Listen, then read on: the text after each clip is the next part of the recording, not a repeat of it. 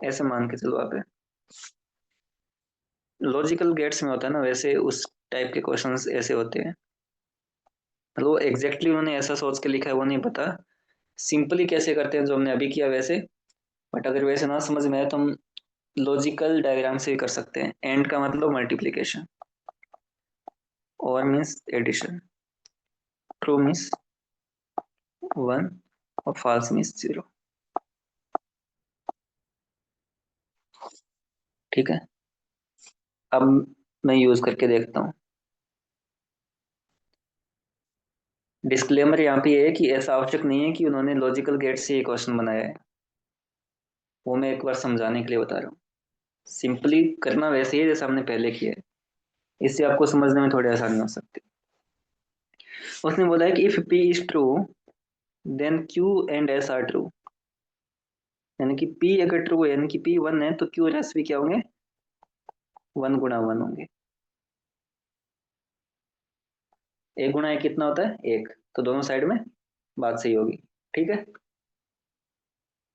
अब बताओ इन दोनों में से मैं, यहाँ तक समझ में आया आपको, एक बराबर एक गुणा एक, यस सर। है ना, ट्रू एंड ट्रू। ठीक, अब बताओ इन दोनों में से मान लो मेरा ये वन है और ये जीरो है, तो पी क्या हो जाएगा, एक गुणा जीरो जीरो। तो जीरो होता है। और अगर ये जीरो है, ये वन है, तो भी क्या हो सकता है, जीरो गुणा एक कितना होगा, जीरो। जीरो। क्योंकि ये ट्रूथ वाला केस बनता है ना यहाँ ऊपर। अब बताओ, अब स्टेटमेंट टू को पढ़ो आप। क्योंकि क्यू और पी तो इसी में ना, स्टेटमेंट इसमें तो आर एस टी है, तो क्यू पी तो इस वाले से ही होगा, इस वन से ही होगा ना, क्यू पी तो इसी में ही है। तो ये वाला बताओ आप, क्यू और पी इसमें है, तो अब इस इंफॉर्मेशन को देख के आप मेरे को बताओ कि स्टेटमेंट टू सही है या गलत है।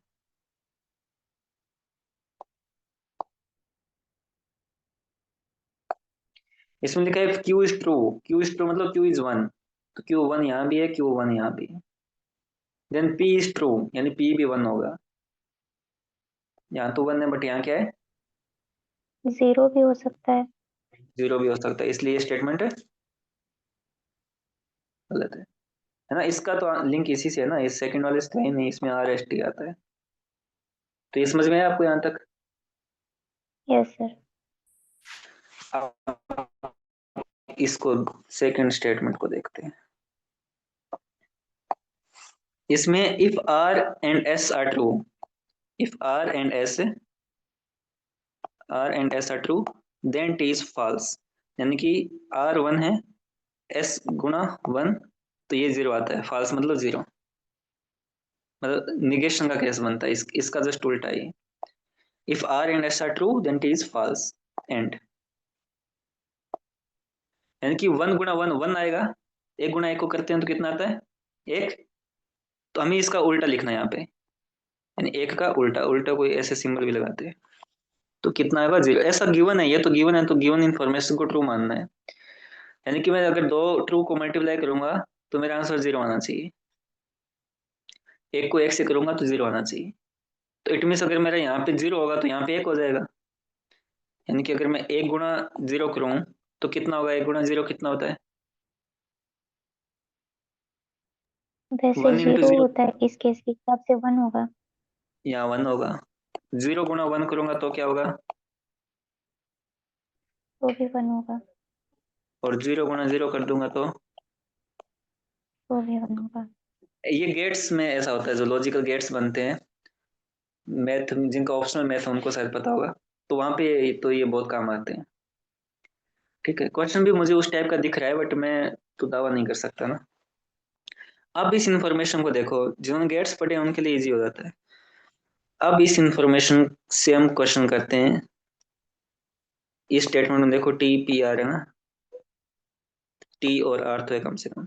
If T is true, T is true मतलब वन, हमने ट्रू का मतलब वन लिखा है ना। Yes if sir. T is true then at least one of P and R. यहाँ पे पी एंड आर, पी तो है नहीं, केवल आर को देख करके देखो, क्योंकि पी तो इस वाले केस में, इधर तो आर एंड एस है। तो ऐसे पढ़ो, if T is true then at least R must be false. अब आप खुद बताओ कि टी ट्रू है तो वहां पे आर फॉल्स है क्या? फॉल्स है। फॉल्स है, यहाँ पे दो पॉसिबिलिटी बनती है ना। इसने पूछा देन एट लीस्ट वन। ओ, या तो पी फॉल्स है या आर फॉल्स है, दोनों में से कोई एक तो फॉल्स होगा। तो ये दोनों फॉल्स है। इस केस में एस फॉल्स यस। है। मतलब ये दोनों केस लूंगा तो मेरा डेफिनेटली आर फॉल्स होगा। इसमें आर नहीं है बट इसमें एस फॉल्स है। अगर एस फॉल्स है, एस फॉल्स है तो मेरा पी क्या हो जाएगा? फॉल्स हो जाएगा। तो इन दोनों केस में आर फॉल्स है, इस केस में पी फॉल्स है। तो मेरा अगर टी ट्रू है तो मेरा पी और आर में से पक्का एक तो फॉल्स होगा। टी ट्रू कितने केस में है? इन तीन केस में। टी ट्रू है तो इसमें देखो आर फॉल्स है, इसमें भी आर फॉल्स है, इसमें क्या फॉल्स है? एस फॉल्स है। अब एस का लिंक इस स्टेटमेंट से भी है। एस फॉल्स है तो मेरा पी क्या है? पी क्या है? फॉल्स है। फॉल्स है। इस वाले केस, इस वाले केस में मेरा पी फॉल्स हो जाता है, इन दोनों केस में आर फॉल्स हो जाता है। यानी जब टी ट्रू होगा तो या तो पी फॉल्स होगा या आर फॉल्स होगा, दोनों में से कम एक तो फॉल्स होगा। तो क्वेश्चन क्या है? If T true then at least one of P and R must be false. T true है तो पी और आर में से एक फॉल्स होगा। इस केस में पी फॉल्स होगा, इन दोनों केस में आर फॉल्स होगा। तो एटलीस्ट एक तो फॉल्स होगा किसी न किसी केस में।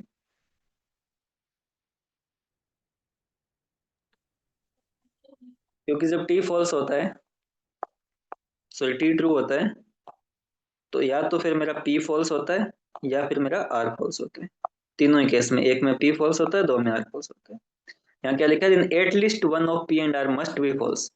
ठीक है, पहले केस में पी एंड आर में से एटलीस्ट वन, तो पी फॉल्स है, सेकंड में आर फॉल्स है, थर्ड में आर फॉल्स है। तो मेरा स्टेटमेंट वन डेफिनेटली ट्रू है। तो आंसर क्या होगा? वन होगा। होपफुली अब आपको थोड़ा समझ में आया होगा। Yes sir. अभी भी डाउट है? कहीं भी डाउट हो तो एक बार आप पूछ सकते हो,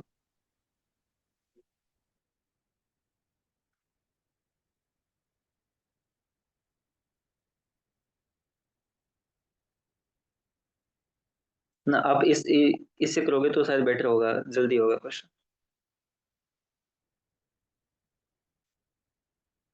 यस सर, उससे इजी लगा है। है ना? तो इससे पक्का आंसर आ जाता है। ठीक है। 23 में एक क्वेश्चन यहाँ भी आया था, ये भी देखो आप। 23 में थोड़ा पेपर वैसे डिफिकल्ट साइड में था, तो क्वेश्चन भी ऐसे थे। Consider the following statement in respect of five candidates P Q R S N T. Five candidates है। Two statements are true, one statement is false. ये स्टेटमेंट ट्रू है, ये फॉल्स है, ये ट्रू है। कंक्लूजन हमें निकालना है। ट्रू स्टेटमेंट क्या बोलता है? One of P and Q was selected for the job. P and Q है, इन दोनों में से कोई एक, है ना, किसी एक को जॉब में मिल जाती है। ये बात ट्रू है। ट्रू ये बात भी है। At most two of R S and T, R S और टी में से at most two. At most two मतलब मैक्सिमम दो लोगों को जॉब मिलती है। मैक्सिमम दो मतलब जीरो भी हो सकता है, किसी को भी ना मिले, वन को मिल सकती है, एक बंदे को जॉब मिल सकती है, दो लोगों को जॉब मिल सकती है। मैक्सिमम दो को मिल सकती है, तीनों को नहीं मिलेगी। ये बात समझ में आई? एट मोस्ट टू का क्या मतलब हुआ? मैक्सिमम दो लोग इन तीनों में से जॉब के लिए सिलेक्ट होते हैं। मैक्सिमम दो होते हैं, इट मीन्स कोई भी हो सकता है, कोई भी ना सिलेक्ट हो, एक भी सिलेक्ट हो सकता है, दो भी सिलेक्ट हो सकते हैं, पर दो से ज्यादा तीनों नहीं होंगे। एट मोस्ट टू का मतलब जीरो, वन या टू, इन दोनों में से वन, वन ऑफ, यहाँ पे वन सर्टेन दे। यहाँ तक समझ में आया? लैंग्वेज समझ में आई क्वेश्चन की? Yes sir. अब जो फॉल्स स्टेटमेंट है उसको पढ़ते हैं। फॉल्स इंफॉर्मेशन क्या बोलती है कि एटलीस्ट वन, जैसे यहाँ पे एट मोस्ट ट्रू था, यहाँ पे एटलीस्ट वन। एटलीस्ट वन का हिंदी में क्या मतलब होता है? कम से कम एक। कम से कम एक का मतलब इन दो लोगों में से of R and S was selected for job. कम से कम एक का मतलब या तो एक को या फिर दोनों दो। को। कम से कम एक होना चाहिए ना। या तो आर और एस में से किसी एक को जॉब मिलती है या फिर दोनों को जॉब मिलती है, या तो एक को या दोनों को। एटलीस्ट वन लिखा हुआ है। At least one of R and S मतलब दोनों में से कम एक। दोनों में से कम एक का क्या मतलब, या तो एक या फिर दो, कम से कम एक तो होना चाहिए। ये बात बट फॉल्स है, ये जो हम बात कर रहे हैं वो फॉल्स है। ट्रू क्या हो जाएगा फिर इसका, ट्रू नन हो जाएगा ना। फॉल्स बोलता है कि का तो एक को, या तो एक को जॉब मिलती है दोनों को मिलती है, तो फॉल्स क्या होगा, किसी को जॉब नहीं मिलती, जीरो को मिलती है। दो लोग हैं इनमें से जीरो को जॉब मिलती है ना। फॉल्स इन्फॉर्मेशन ये बोलती है कि या तो एक को जॉब मिल जाती है या दोनों को जॉब मिल जाती है। ट्रू का मतलब ना तो एक को मिलती ना दोनों को मिलती, तो जीरो। यहाँ तक समझ में आया आपको। Yes sir. भी हम कंक्लूजन निकालेंगे तो गलत इन्फॉर्मेशन पे तो नहीं निकालेंगे, गलत को ट्रू में कन्वर्ट करेंगे। तो गलत ये बोलता है कि या तो एक को जॉब मिलती है या दो को मिलती है, तो फॉल्स इसका ट्रू क्या हो जाएगा कि ना तो एक को मिलती ना दोनों को मिलती। ना लगा दो आगे। तो ना तो एक को मिलती ना दोनों को मिलती, इट मीन्स कितनों को मिलती है, किसी को नहीं आर, आर और एस में से मिलती किसी को को। नहीं मिलती। अगर आर और एस में से किसी को नहीं मिलती तो इट मीन्स आर और एस तो यहाँ भी है, इनको भी नहीं मिलेगी, पर्सन तो वो सेम ही है। आर और एस को जॉब नहीं यहाँ पे भी नहीं मिलेगी। इट मीन्स किसको जॉब मिलेगी फिर यहाँ पे, मैक्सिमम दो है तो टी को मिल भी सकती है, यानी कि हमें यहाँ पे कितने लोग सिलेक्ट करने हैं, जीरो या फिर वन या टू। ये दो तो होंगे नहीं, क्योंकि यहाँ पे सेकंड स्टेटमेंट का ट्रू वर्जन बोलता है कि आर और एस को जॉब नहीं मिलती। It means R S cut जाएंगे। अब टी बचता है, मैक्सिमम दो लेने हैं, तो मैक्सिमम दो का सेंस ही नहीं रहा, मैक्सिमम एक हो सकता है। या तो टी को मिल भी सकती है या नहीं भी मिल सकती। नहीं मिलेगी तो जीरो हो जाएगा, तो यहाँ तो मैक्सिमम दो की बात है ना, ऐसा तो रूल नहीं है कि मैक्सिमम दो का मतलब जीरो भी हो सकता है, वन भी हो सकता है, दो भी हो सकता है। बट अब पर्सन वन ही बचा है, तो या तो टी हो सकता है टी नहीं हो सकता।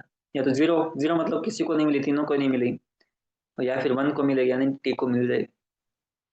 तो इन दोनों में से एक को मिलनी है। अब आंसर बताओ, कंक्लूजन।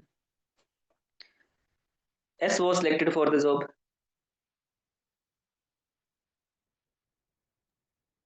रॉन्ग। एस को तो नहीं मिली ना जॉब, एस तो यहाँ पे कट गया स्टेटमेंट टू में। At least four were selected for the job, at least four, कम से कम चार लोग जॉब के लिए सिलेक्ट हुए। कम से कम चार, मैक्सिमम 500। कम से कम चार कहाँ सिलेक्ट हुए, दो तो, दो को तो मिल ही नहीं रही, टोटल लोग ही पांच थे। यहाँ तीन से पे एक को चांस है। लेना है, तीन के भी नहीं ना, यहाँ से एक को ही लेना है इन दोनों में से। और टी भी ले भी सकते हैं नहीं भी ले सकते, ये केस है। तो पक्का तो एक को मिलेगी, ज्यादा से ज्यादा दो को मिल जाएगी। इन दोनों में से एक आएगा। टी या तो आ भी सकता है या नहीं भी आ सकता, क्योंकि मैक्सिमम है इसमें, इट मीन जीरो भी हो सकता है वन भी हो सकता है। टी को ले लिया जॉब पे तो एक और एक दो लोग हो जाएंगे, टी को नहीं लिया तो केवल एक लोग को लेंगे। तो चार तो नहीं होंगे, चार तो वैसे नहीं होंगे, दो कट गए ना पांच में से। तो अब आंसर क्या होगा, नाइदर वन और टू। इस क्वेश्चन में डाउट आपको, ये वाला थोड़ा इजी था उससे पिछले वाले से। इस क्वेश्चन में डाउट, नो सर। वैसे ये केवल इस स्टेटमेंट से हो जाता है इसका आंसर। आर एस कट गए, चार लोग बचे नहीं, तो पहला गलत। एस कट गया तो एस का पूछा है तो दूसरा गलत। मतलब केवल फॉल्स स्टेटमेंट का यूज करके हम आंसर निकाल सकते हैं। ठीक है, यस सर। ये कल कर लिया था। तो मेरी तरफ से इस टॉपिक के जितने भी डिफरेंट डिफरेंट